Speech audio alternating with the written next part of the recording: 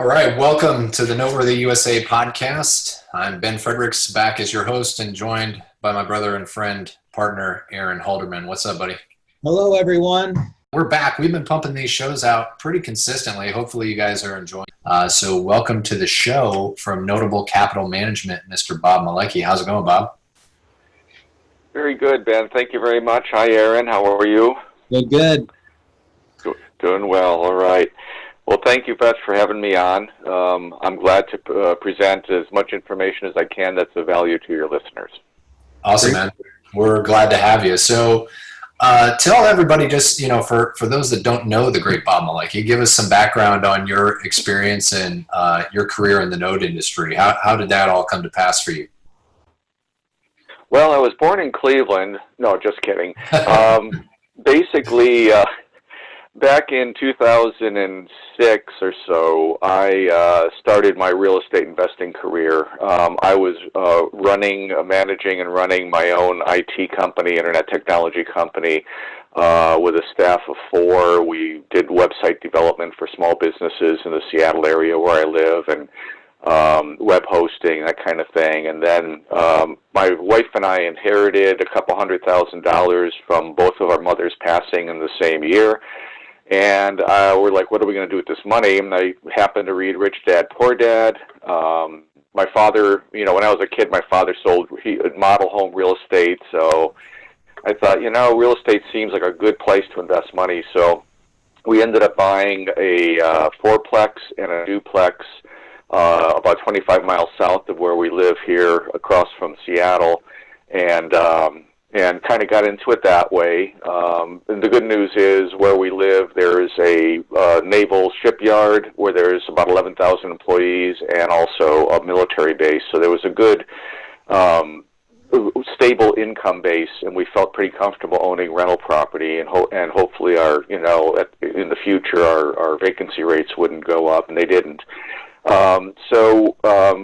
I joined our local RIA group, REAPS, and started attending the presentations and, seeing all these different ways of investing in real estate, and saw a presentation from Eddie Speed, who talked about distressed debt. And at the time, I just kind of scratched my head and didn't get it. It was like, why would anybody buy a loan that isn't performing?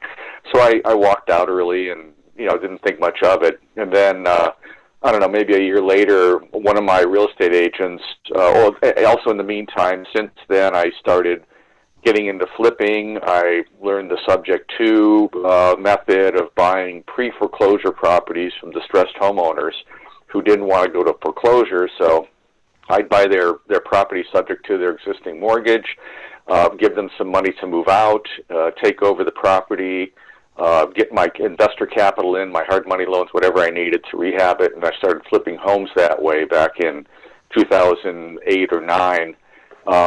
And then one of my real estate agents who buys mobile homes contacted me, and she buys mobiles, puts them on land, and brings in the infrastructure, and then sells them on owner financing. But she found a couple in Seattle who wanted to sell the note on their mobile home that they had just sold to another couple, and I made them an offer of, the note was only $14,000, and I made them an offer, I think, of $7,500, and they accepted it.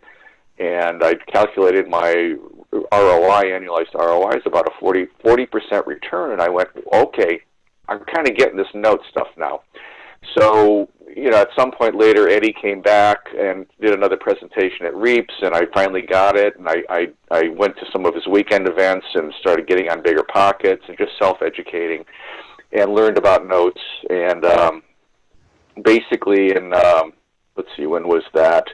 Probably 2012, I wound down most of my IT company. I was flipping homes. I was starting to buy notes in my self-directed IRA. I wanted to kind of get my personal money into notes first, into distressed debt, before doing any kind of partnerships or JVs or anything. So my wife's IRA, my IRA, and another family member's IRA opened up an LLC. We started buying actually rental properties in Memphis, and we were owning and running those through a property management company. And when I started the note business, then I went to my cousin and my wife, and I said, hey, why don't we sell these properties on a seller carryback and own the note? We get the cash flow without all the headaches. And everybody did the smackhead thing and went, yeah, good idea. So we ended up doing that. And then we started buying notes in that LLC, distressed notes, and I was doing loss mitigation through, I use FCI as our servicer. And one thing in an IRA is you really don't want to do any hands-on meaning loss mitigation. It'd be like swinging a hammer. You don't want to do your own rehabs on a house. You really don't want to do your own loss mit. So going through a servicer or an attorney or some third party is really recommended if you're in your IRA.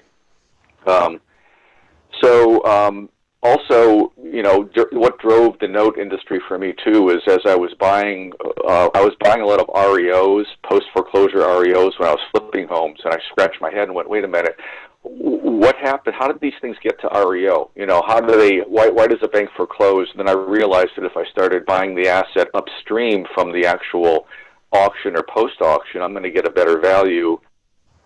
If I have to get a property at a lower, I bought it post-auction. I never really went to auctions, and I really don't want to foreclose and own the property either, but it did give me the insight that buying debt prior to foreclosure will give me more control over the asset than farther down the food chain. Bob, can you talk about that a second?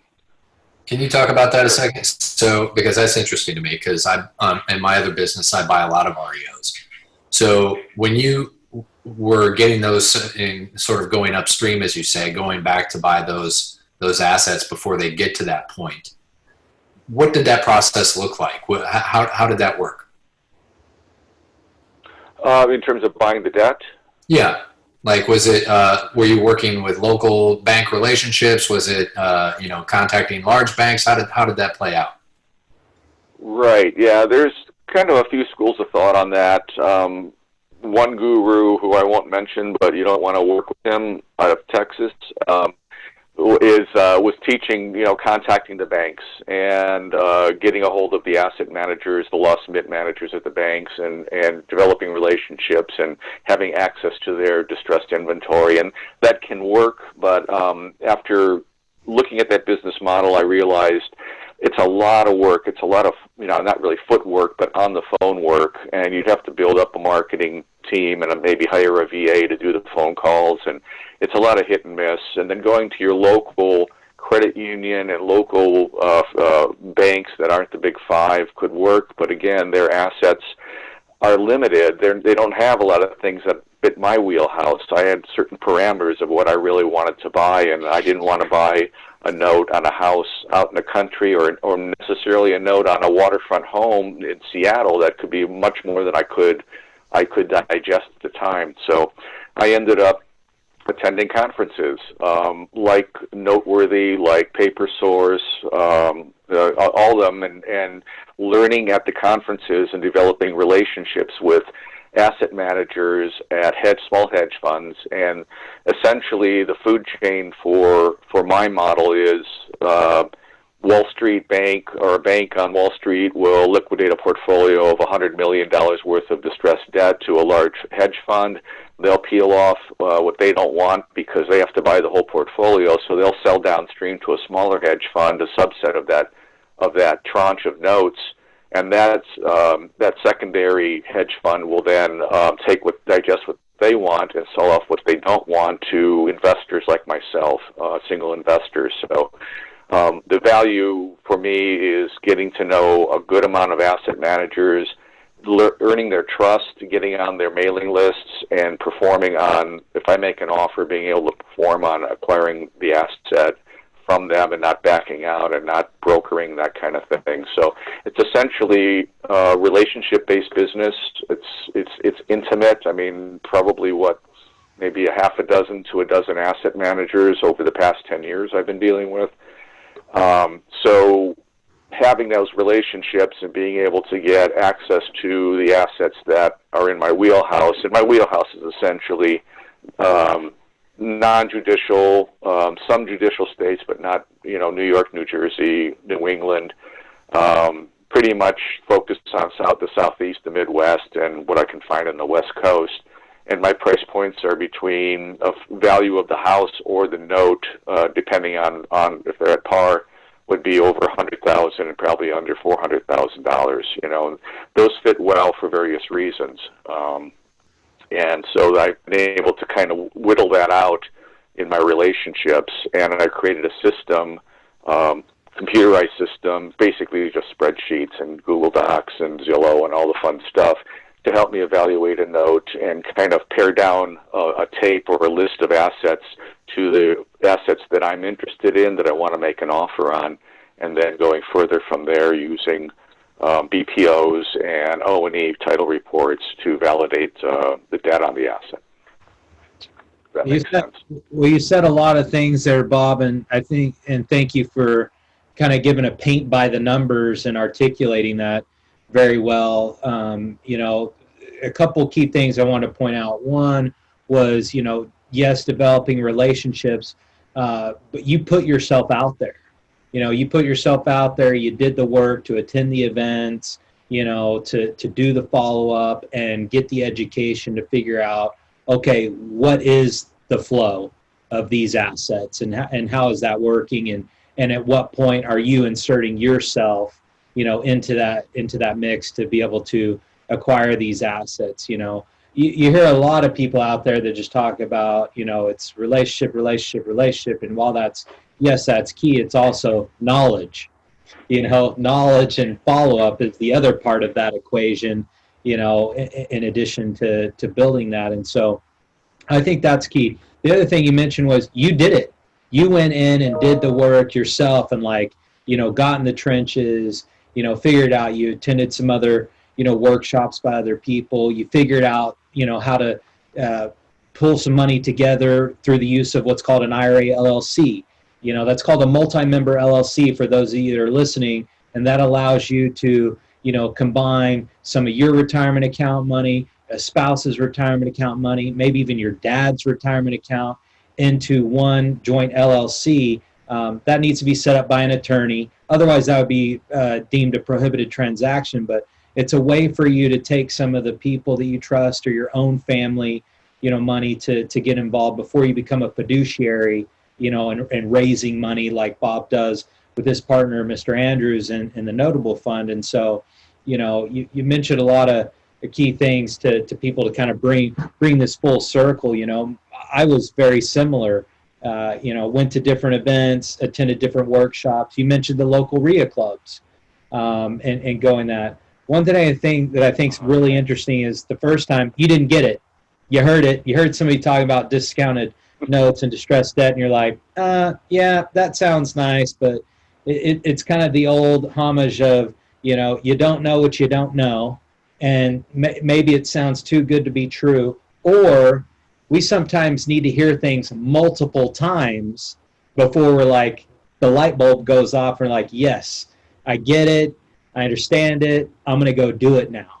And so that's why you see some of these people that you may hear over and over again at the same conferences. Our space isn't very big.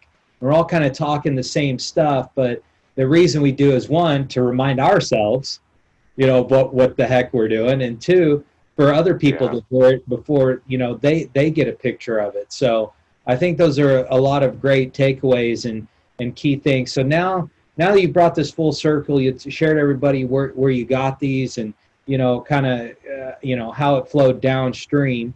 You set up your business essentially like virtually. Like here you are working from home, and that's one of the great things. So why don't you key us in on like how you personally manage the business, and I believe your partner is even in another state too, and kind of how you've structured that for lifestyle. And I think the reason I'm bringing this up is because this is important. A lot of people have had to make a transition, or they work from home because offices are closed down, or maybe they've been furloughed or out of work. So I think this is creating an opportunity for people as well. Yeah, thanks, Aaron. I've been working self-employed since 1998. So what is that, 20 years or so? 08, 18, yeah, 22. And even my IT company, when we started to wind down, I basically left it just, I had a one employee who is a PHP programmer. He and I started working out of my garage. We closed down the office, cut down our expenses. I started working from home probably around 2010. And my wife's an artist. She works from home. So for us during this COVID environment, it's not a big shock for the way we work. It's just business as usual, except we can't go to the bank and we can't go to dinner kind of stuff. Inconvenience. Okay, fine. But being able to use the internet, cell phones, yada, yada, yada, the technology, and having Zillow and having Google and Google Docs and the cloud and everything has given, and I got to admit, I've got a little bit of bias because I've spent, the first 10 years of my life in technology, so I understand it, I embraced it, and I knew how to leverage it. But my first fund it still exists. It's Resolution Capital Management, and that is with my partner Ben Cote and Kevin Moen. Kevin was pretty much a rock star in Eddie Speed School. He was given every year gets the award for the best deal, that kind of thing. He's a brilliant guy, and Ben is a wonderful underwriter. So I picked partners that complemented my weaknesses, and that's really important if you're going to run your own business. I didn't like underwriting per se, and also I was much less conservative than my partner Ben. He's very conservative, so we butt heads a lot on value, on should we buy this or not buy this. And I also didn't really particularly like selling or raising capital, and Kevin is really good at that. So I'm an operations guy, and I knew it. So we're able to work virtually. Kevin lives in Seattle. I live in Kingston, Washington, which is a rural Seattle, and lives in Daly City, California. And we just do a call twice a week. And we use Camp for all of our project management. We use Google Docs for all of our asset tracking. We also used some other software, basically off-the-shelf software to facilitate our projects. We use FCI for servicing. We had acquired, various attorneys for various either foreclosures or other legal things. So working virtually from home can be done pretty easily. The thing I miss is the, intimate office environment. You can't just walk over to somebody's office, sit on the chair, and do a bunch of what-ifing. So you lose that dynamic atmosphere, but you gain a lot in terms of being able to work from home. And I can walk my dog in the morning with my wife for an hour and go in the afternoon and work out. And, it's not a dream lifestyle. I love it. But there's highs and lows. When I was flipping homes, I had some lows. There was a time there when I was in debt and couldn't see the light at the end of the tunnel, and I was just really almost depressed, and I worked my way out of that. But learning how to manage cash flow and learning how to manage partners and subcontractors, both virtually and in real time, is a skill you need to develop. Just to give you a little bit of background, I started Resolution Capital with my two partners in 2016. It's a 5-year closed-ended fund. We're fully subscribed, and we're actually managing reperforming assets now in first position, and the fund is scheduled to wind down next year, where we'll sell off our assets and pay back our investors, or maybe see if they want to stay in the fund and keep it going, depending where the economy is next year. Sure. So I ran that with in 2018, Josh Andrews. Josh is mostly a second position debt investor, and I've met Josh, ran into him in all the different conferences. We got along really great, and he had a business partner, Scott Ruzich, and they wanted to start a fund like I had been running for Resolution, so they hired me to consult with him and help them build a PPM, a business structure, advise them on everything. And so it actually took us about 9 months back and forth virtually to go through all the processes. And by that time, they were ready to launch. Essentially, they had asked me if I wanted to join them as a third partner.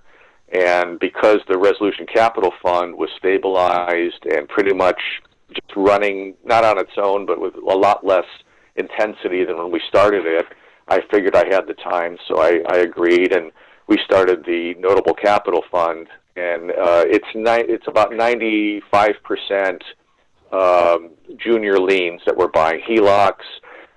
Typically, our ideal purchase is a second lien on a property where the first is performing and being paid, and there's equity, combined loan to equity value above both loans. So, you buy a loan for $30,000. There's $100,000 first, but the house is worth $150,000 or $180,000. So that's a pretty safe bet. And in this day and age, where most markets, just about all markets, have appreciated over the past 10 years, it was a good business model because borrowers have equity.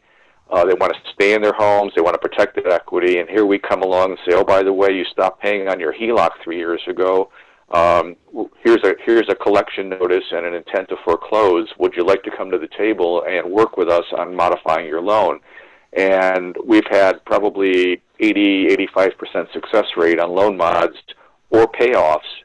The other good news is their first might be at 5 or 6%. Annualized rate that when they bought the house 10 years ago or whatever, now they can refinance out at 3 or 4%. So they're cashing a lot of the seconds we're getting cashed out on because they just want to get rid of us, do a cash out refi, and so we've been very successful in that fund so far. And again, that's virtual. Josh lives in Austin, Texas.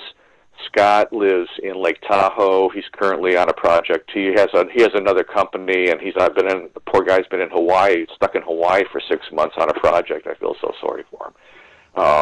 Sounds awful. And so we run that virtually.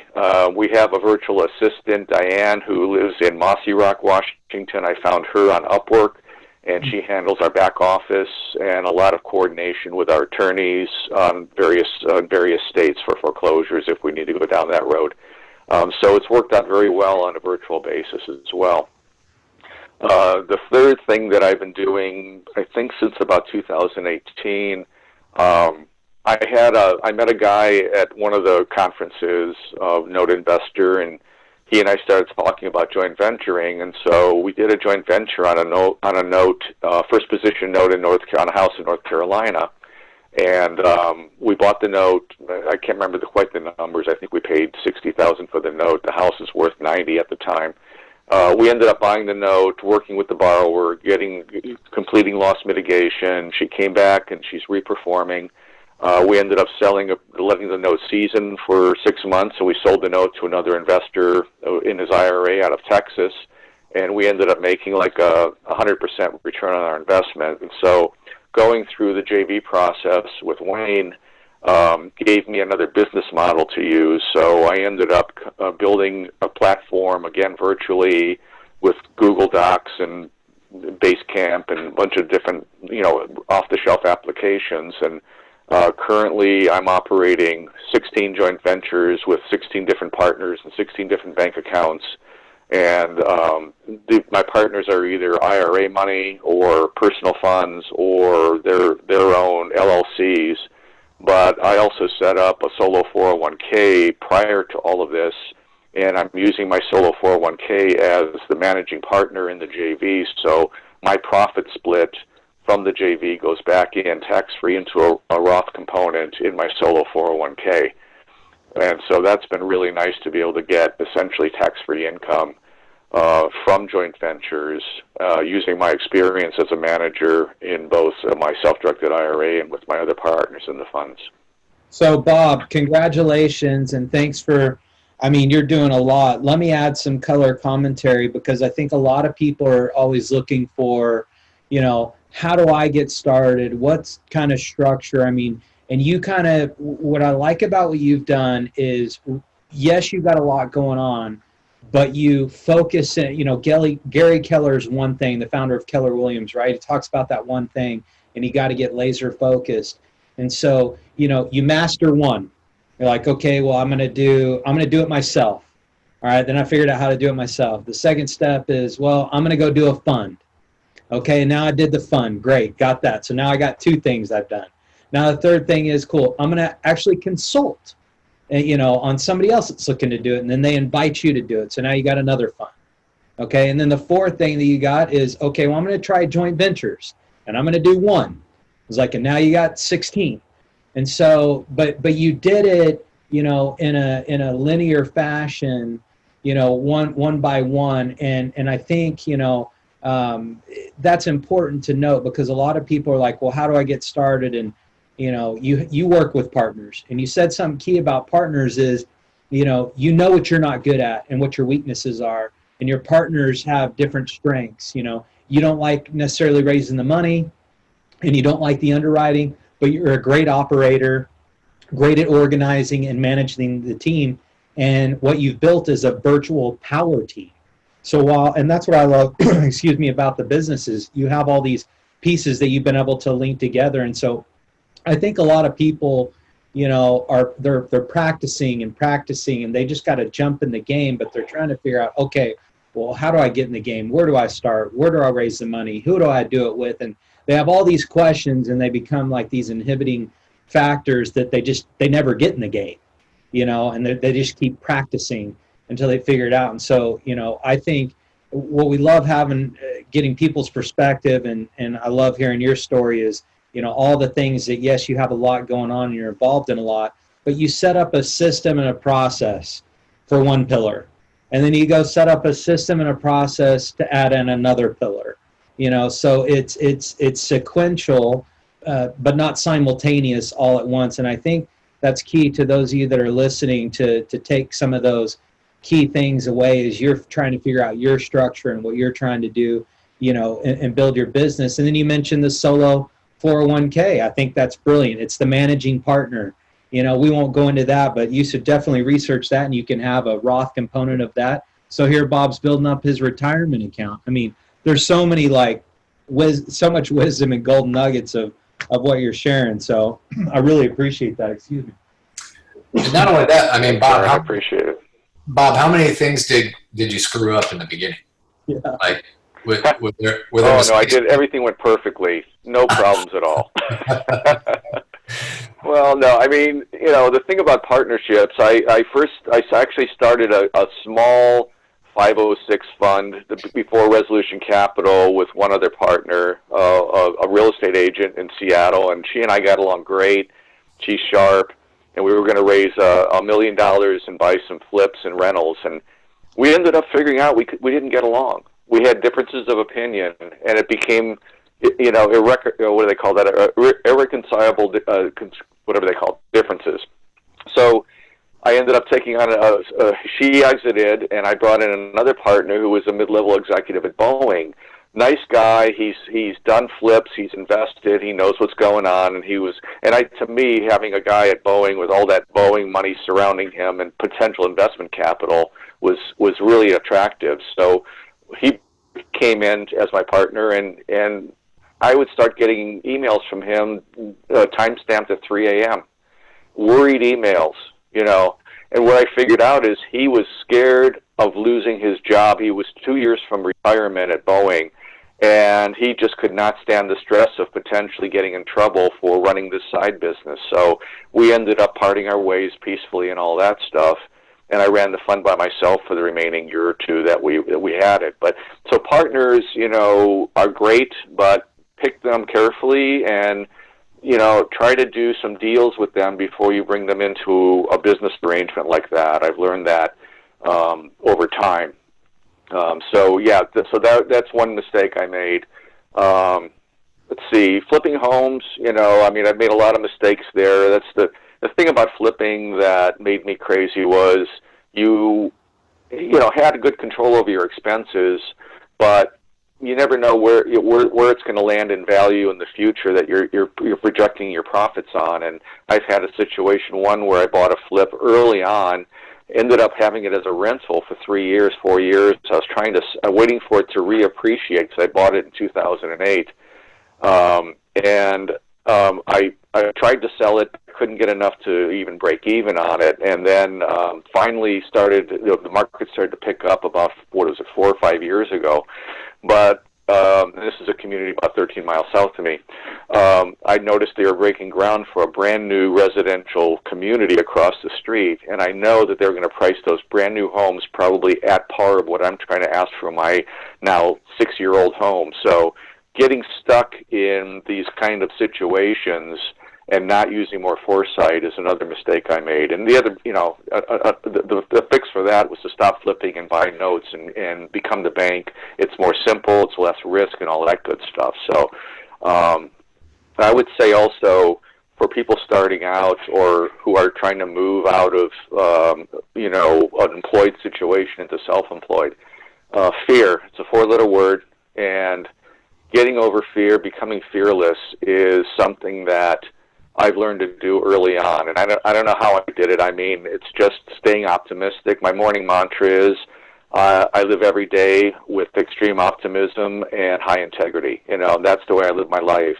And the optimism, I think, helps me overcome fear. I mean, there's still things that I fear in all my businesses. Oh, what's going to happen there? And will that borrower sue me? Or will this happen? But I've just kind of thought, okay, it's going to work out. Things will be fine. You just need to be smart and not let fear take you down and make you freeze. So overcoming fear and learning how to do that in your own life is something you'll have to figure out, but it can be a real roadblocker for success. So, that's another thing starting thing I would advise.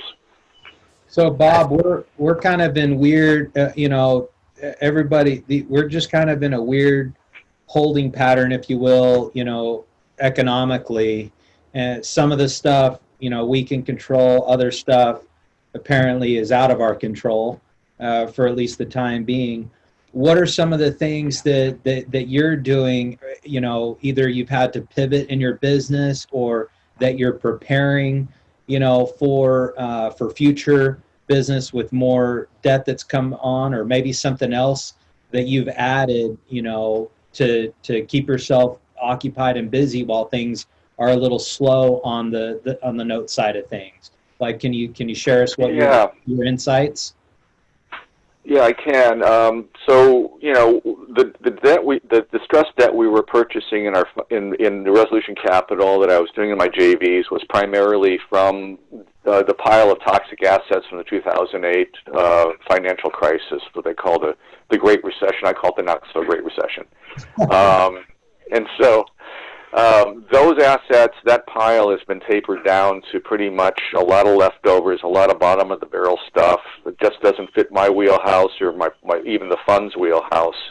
So it's not unexpected that would happen, and that's kind of why we made our the Resolution Fund a 5-year closed-ended fund. So we just didn't think there might be longevity over time. And now with the COVID virus and forbearances and possible foreclosures, everybody, the chatter is, and the writing's on the wall that once unemployment, with unemployment high and continuing high, there's going to be foreclosures down the road, and there's going to be more distressed debt coming our way, probably second quarter of next year.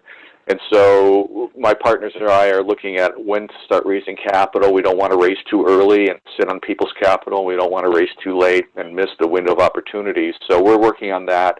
But in the meantime, I kind of sat around this year going, okay, what do I want to do while I'm waiting for the shift in the economy and to take advantage of distressed assets again. And with all my online experience, I thought, doing something, maybe an online store would be great. So I started doing some research and getting on newsletters and looking for opportunities, and figured out that there's a lot of different business models having to do with Amazon. So, long story short, I ended up getting on some company website that broker businesses that are Amazon-based businesses and online store businesses, and I found a business that was 11 years old, roughly. They started it in the pet supply area. It was run by a mother and her daughter. Her daughter was a show dog person, and she had developed all these relationships with suppliers. She couldn't go out and show dogs anymore because of the virus. She had to get a full-time job, so she really couldn't run the business with her mom. And it's a complete drop shipping business, which means I don't have to buy any inventory. I just take an order from Amazon. I send that order over to ABC Pet Supplies or whatever they are in North Carolina or New York, and they ship the product directly to the buyer, and I make my margin. It seemed pretty good. I didn't have to take on inventory. There's established relationships with 24 suppliers. The business is cash flowing about $2,500 a month net, and they were selling the business for about $36,000. And I just went, okay, this is about a 1.5x return on my money. I can do it from home. I'm going to need to staff up maybe with some virtual assistants and set up some operations. So bought it in June 1st. I've been running it now for 2.5, almost 3 months, and we're cash flowing still and all that good stuff, and I'm starting to figure out my marketing and how to improve my cash flow and so forth. So I started running that business now. My goal is to get the operation smoothed out and the cash flow up, especially with Christmas coming around. That's a huge, fourth quarter is big for all Amazon resellers, so I'm trying to gear up for that. And then once I have that operating, I've got a VA in the Philippines who handles some of my order processing at night while I sleep. I have a VA in India that I inherited the relationship from the seller, and he handles some of that as well. And now I have a VA in Bangladesh, and I just rehired her from another project, and she's handling my social media because I really don't grasp social media very much, and Pinterest and Facebook and all that stuff. So she's good at that, so I'm paying her the whopping $5 an hour to handle that for me. And so again, I've just put together a structure. I have a warehouse in Texas that I've contracted with to accept all my returns. They have an online system. I can then resell those on eBay, which I hired the guy in India to start doing all my ads on eBay. So basically, I'm kind of the maestro, and everybody's my orchestra. Love it. That's awesome. Yeah. So, yeah. We're living in strange times, obviously. So, and I want to kind of wrap it up on this question with you, because I know you're going to have a whole bunch more to give when we get to, our virtual convention and stuff, and I want to save some for that. But what do you see happening, in the near future with this business in terms of distressed debt? Obviously, there's going to be some opportunity, and, just depending upon how things shake out. But given your, 2 decades plus experience doing this and having gone through different cycles, what do you see happening down the road? Well, it's a cyclical business like real estate. Distressed debt is a byproduct essentially of an economic downturn like 2008. So we have another economic downturn, and it's a much different animal than 2008, because back then there was a lot more product on the market, meaning homes. Interest rates were not that low, but the standards by which lenders were making loans was much lower as well, and that's changed as a result of 2008. So the underwriting for loans is much more stringent, so you're not going to have a lot of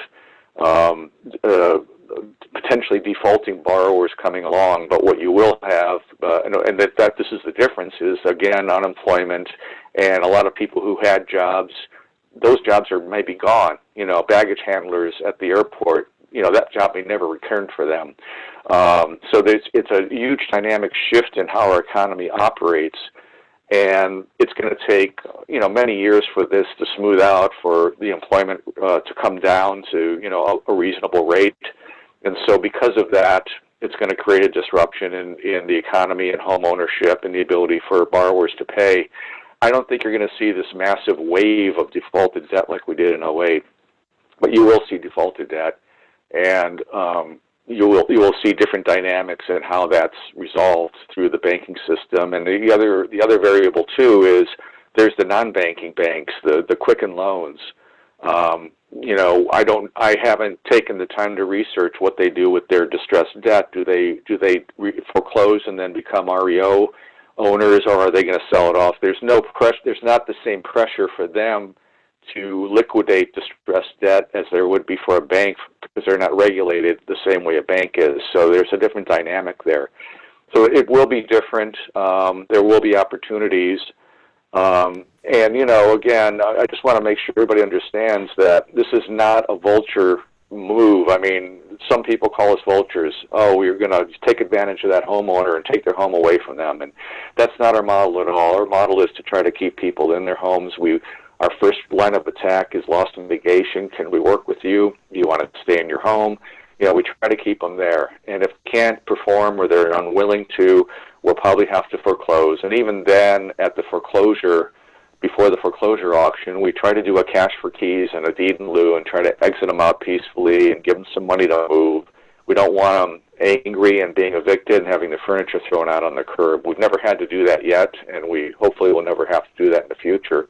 But, you know, there's opportunities for that not only from a distressed debt standpoint, but from a relocation standpoint. So, you know, what markets would you be looking at if you wanted to own rentals today, or even in first quarter? Where are those displaced homeowners going to go? What opportunities are there? What opportunities are in the unfortunately failed Airbnb business, where people have bought 5 or 10 homes and now they can't get those rented out? They have to liquidate them at a discount. So there's all kinds of opportunities from this that we need to look at as real estate investors and see what fits best for us, and both for our moral compasses and for our pocketbook. I'll be real interested to see, you mentioned the Airbnb.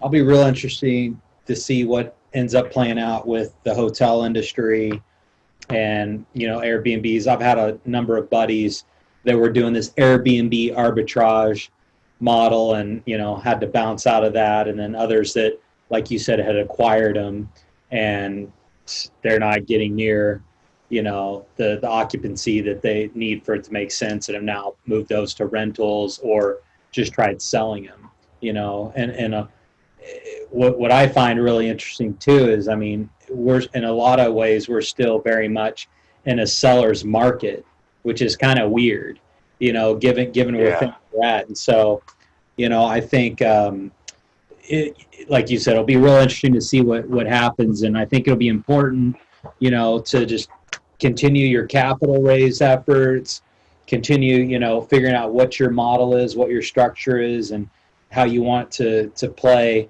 you know, in this industry as things begin to settle and shake out a little bit. So very good insight. Yeah. Very good insight.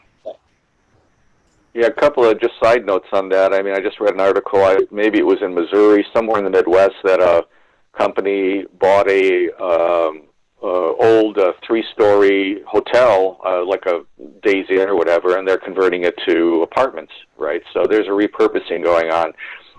Unfortunately, Amazon is talking to one of the largest mall owners to start occupying the old Sears and JCPenney spaces for warehousing, because they're running out of warehousing. So we have these dynamic shifts going on, and this repurposing. What happens with the office buildings that nobody's occupying? I don't know yet, but there's an opportunity there possibly. You know, maybe self-storage. I don't know. Of course, it's expensive per square foot there. So yeah, all kinds of dynamics. So one thing that I do in the morning is I spend an hour. I bought an Android tablet, and I just read the news. I read the real estate news. I kind of just digest as much information, both on a worldwide and national economy level, to give me any ideas or insights into where I'm going with my businesses. So information, especially this day and age, the information age is great. You can learn so much and read so much and get so much information on the internet, and I encourage everybody to, you know, spend time at some point in their day and digest, you know, as much information as they can that helps them achieve their goals. So Bob, this has been very educational, very, very valuable. Lots of nuggets there that you've shared with us. Why don't you pass along, like, what are some of the things that you're looking for, or how people can get a hold of you, or, you know, potentially even work with you? Like, what would you like to impart with everybody? If you want to get a hold of me, my email address is bob@notablecapital.com, NoteAblecapital.com. Feel free to reach out to me. You know, I'm not here pitching. We do have a private equity fund that takes on both accredited and non-accredited investors. And, you know, there's lots of people who want to get in, buy notes and do their own note thing, and I completely understand and agree with that. But one thing we do say is that if you're going to invest your capital into one or two notes, and those one or two notes go south and you have to foreclose, then your cash flow starts to die off.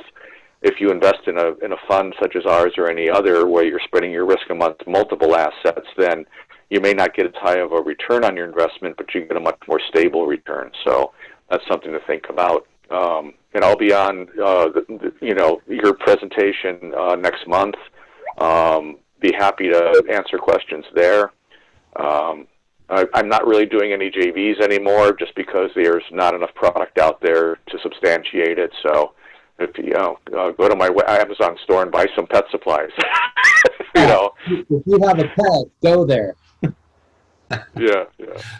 Awesome. Well, thanks so much for coming on the show, Bob. We're looking forward to having you at the virtual convention, and we appreciate all your insights. It's, like Aaron says, great stuff. Yeah, thanks. And hopefully next year it won't be virtual. I really do have to say, even though travel's kind of a pain in the butt in general anyway before the virus, but I really miss just talking to people and shaking hands and face-to-face stuff. It's so important, especially in the note business. So hopefully this time next year we'll be doing face-to-face. So we have secured a venue February 19 and 20 in Anaheim. We'll be going back to Anaheim, California, February 19 and 20. We hope that we'll be able to have that. So we did ink an agreement with the hotel. We're going to start promoting that, but we'll be hosting the summit. So we'll see, how things shake up and, what social distancing and what's required and what our capacity is. But, that's what we have, in person slated next. So we'll see, right? But thanks again, Bob. Really I just wanted to say that was the last live conference I attended was the Anaheim one this past year, just before the virus hit. And I don't mean to be a shill here, but it was one of the better conferences I've been to over the years because you provide education and very little pitching, and that's always good, especially for newbies. So yeah, if it's live, I'll come back, and I hope the listeners consider going as well if you can make it. We appreciate the feedback, and we respect you and what you're doing, and so we appreciate you sharing your story and your experience with everybody too. So thanks again. Very welcome. You're welcome. All right. Thank you. Thanks, guys. Take care, everyone. Till next time.